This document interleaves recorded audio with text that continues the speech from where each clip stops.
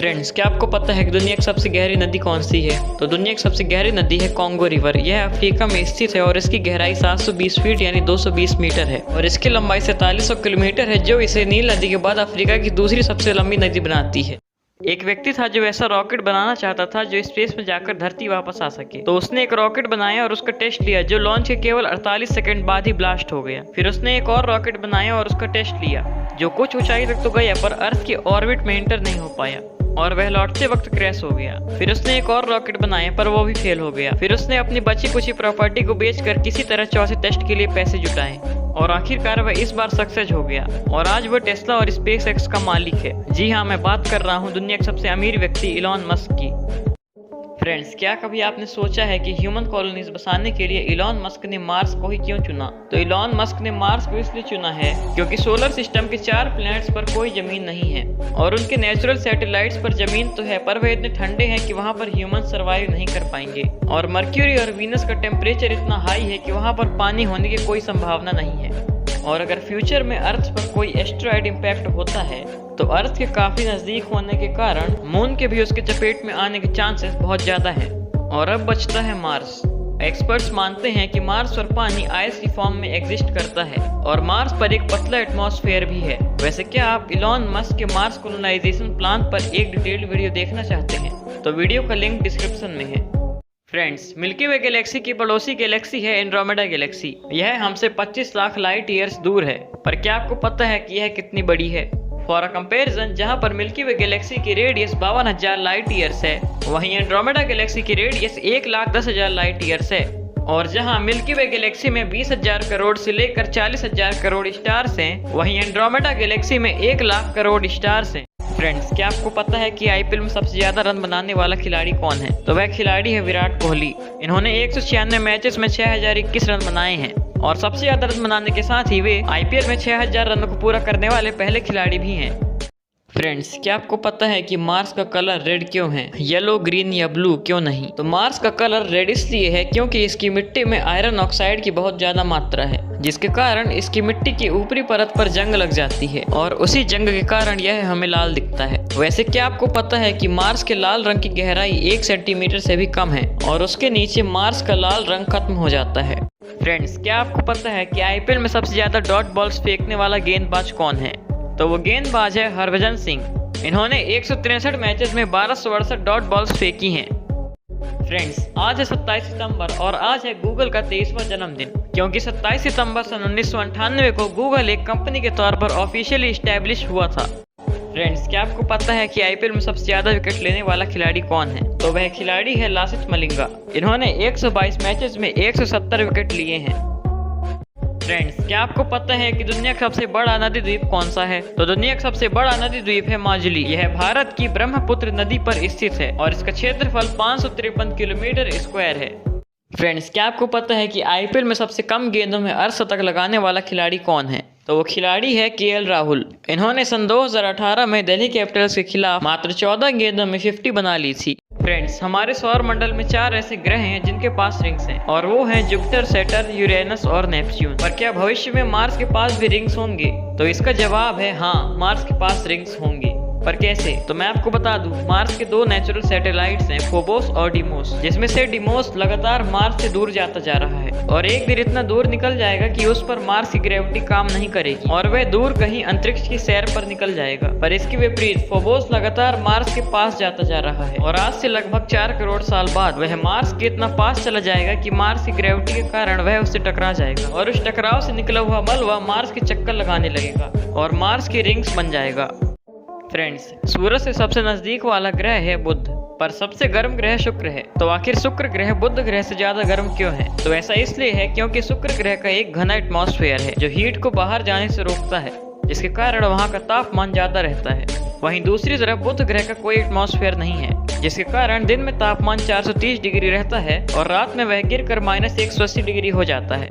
Friends, क्या आपको पता है कि पूरी धरती में कितने पेड़ हैं? तो वैज्ञानिकों ने सैटेलाइट इमेजेस की मदद से एक अनुमान लगाया है कि पूरी धरती में 3 लाख करोड़ पेड़ हैं और धरती में मौजूद पेड़ों की संख्या मिल्की वे गैलेक्सी में मौजूद स्टार की संख्या से भी ज्यादा है। जहां धरती में 3 लाख करोड़ पेड़ हैं, वहीं मिल्की वे गैलेक्सी में 20,000 करोड़ स्टार से लेकर 40,000 करोड़ स्टार्स ही हैं। पर इतने पेड़ धरती के लिए पर्याप्त नहीं हैं और हमें और पेड़ लगाने की आवश्यकता है। फ्रेंड्स, कुछ साइंटिस्ट्स मानते हैं कि मार्स पर पहले पानी था, तो क्या मार्स पर अब भी पानी है? तो इसका जवाब है मार्स का अधिकतर पानी एटमॉस्फेयर ना होने के कारण इवेपोरेट होकर आउटर स्पेस में चला गया और कुछ पानी अब भी मार्स के पोल्स पर बर्फ के रूप में है। फ्रेंड्स, क्या कभी आपने सोचा है कि स्पेस ब्लैक क्यों है? तो जैसा कि हम सब जानते हैं कि स्पेस ऑलमोस्ट वैक्यूम है, तो वहाँ पर कोई भी पार्टिकल्स मौजूद नहीं है जिससे किसी स्टार की लाइट स्कैटर होकर हमारी आंखों तक पहुँच सके, जिसके कारण स्पेस हमें ब्लैक दिखाई देता है। 3 facts about ants. Fact number 1, अगर पृथ्वी के सभी इंसानों को एक तरफ और सभी चींटियों को एक तरफ रखा जाए तो दोनों का वजन बराबर होगा। फैक्ट नंबर 2, अगर कोई चींटी हवाई जहाज से भी गिर जाती है तो भी वे अपने बहुत ही कम वजन के कारण जिंदा बच जाएगी और उसे कोई भी चोट नहीं आएगी। फैक्ट नंबर 3, दुनिया भर में चींटियों की 12,000 से भी ज्यादा प्रजातियां हैं। फ्रेंड्स, आपने बहुत सारी कारों को बहुत ही ज्यादा तेज चलते हुए देखा होगा, पर क्या आप मानेंगे कि एक कार ऐसी भी है जो साउंड से तेज चलती है? जी हाँ फ्रेंड्स, और वो कार है थ्रस्ट एसएससी। इसने 15 अक्टूबर सन 1997 को पहली बार साउंड बैरियर को तोड़ा था और साउंड बैरियर को तोड़ने वाली पहली लैंड व्हीकल बन गई और इसे लीडर एंडी ग्रीन ने ड्राइव किया था। और थ्रस्ट एसएससी साउंड बैरियर को तोड़ने वाली अब तक की एकमात्र कार है। फ्रेंड्स, ये तो हम सब जानते हैं कि दुनिया की सबसे बड़ी नदी अमेज़न नदी है, पर क्या आपको पता है कि अमेज़न नदी में कितना पानी है? तो अमेज़न नदी में लगभग 21 करोड़ लीटर पानी है और इतने पानी से लगभग 55,000 पानी के टैंकर भर जाएंगे। फ्रेंड्स, आज है 14 सितंबर और आज है हिंदी दिवस। पर क्या आपको पता है कि हिंदी दिवस 14 सितंबर को ही क्यों मनाया जाता है? तो हिंदी दिवस 14 सितंबर को इसलिए मनाया जाता है क्योंकि 14 सितंबर 1949 को हिंदी को भारत की राष्ट्रभाषा का दर्जा प्राप्त हुआ था। फ्रेंड्स, क्या आपको पता है कि दुनिया का सबसे खतरनाक एयरपोर्ट कौन सा है? तो दुनिया का सबसे खतरनाक एयरपोर्ट है तेंजिंग हिलेरी एयरपोर्ट। यह नेपाल में स्थित है, पर इसकी कौन सी वो बातें हैं जो इसे खतरनाक बना देती हैं? तो यह एयरपोर्ट 8,500 फीट की ऊंचाई पर स्थित है और वहाँ का मौसम बहुत ज़्यादा ठंडा और खराब रहता है और इसके रनवे की लंबाई 527 मीटर है और एक पैसेंजर एयरक्राफ्ट को लैंड होने के लिए कम से कम 2500 मीटर का रनवे चाहिए होता है, जिसके कारण पैसेंजर एयरक्राफ्ट यहाँ पर लैंड नहीं हो पाते और कुछ ट्रेंड पायलट्स ही यहाँ पर जेट एयरक्राफ्ट को लैंड करा पाते हैं।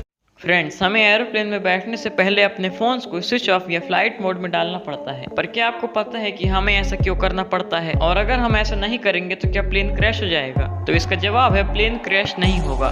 तो फिर हमें ऐसा क्यों करना पड़ता है?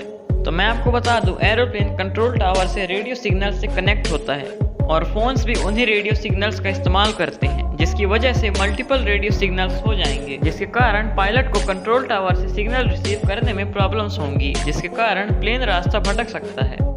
हम इंसान अक्सर ही धरती के बाहर दूसरे ग्रहों पर रहने के सपने देखते हैं और उन्हीं सपने देखने वालों में से एक है इलॉन मस्क, जिनका सपना है सन 2030 तक मार्स पर इंसानों की कॉलोनीज बसाना। पर वो ऐसा करेंगे कैसे और क्या उनका ये मिशन सक्सेस हो पाएगा?